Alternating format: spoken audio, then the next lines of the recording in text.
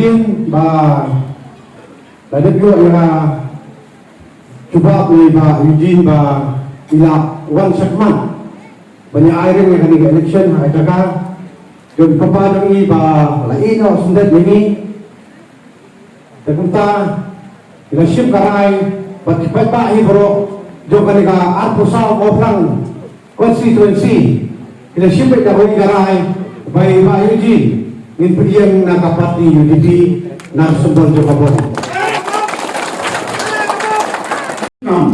Kerja betul. Ban siapa karai, kerana presiden, kenapa baru kandidat baru ketong, unyoran yang kawan legislasi jaga kiba pero konsumsi, nak kawan taman penipu jadi. Ini official kandidat nak mau pang konsumsi harga tiket UDP.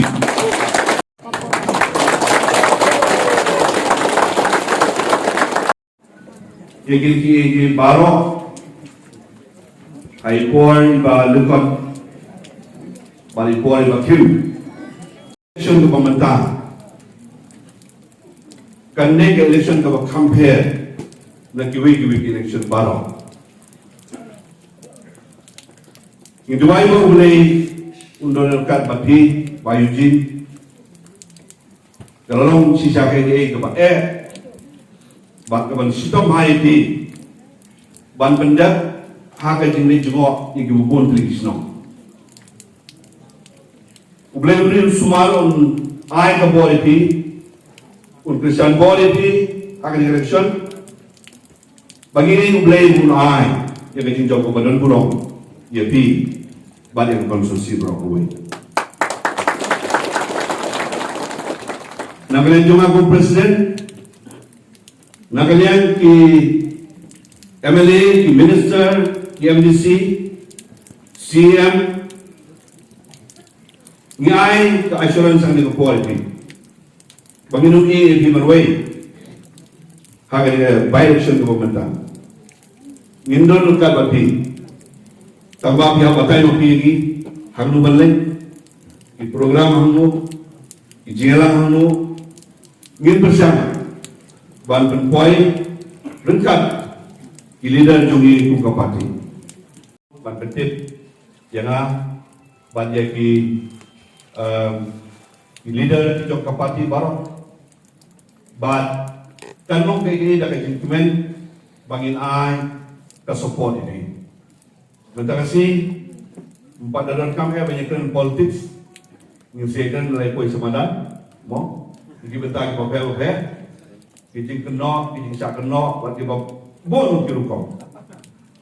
Kijing kerpat cuma kalong. Nak kapan tanya pi, iway kibadon hagarin pelau, kibadon saban pelau, kibaya snowy kini kitundong di persawahan ng buwan. Kade kakam election, kam de kakam marway jeng bayi. Klem pi. Minum lah bantu ulong, ya kata kecil nol. Kemudian lu ngatrai imen para gijun bayi jiru, kecuali lang ni kemana kan saya kan kayak kebaik kenal. Bah kabadon dia kesukul jom kabong.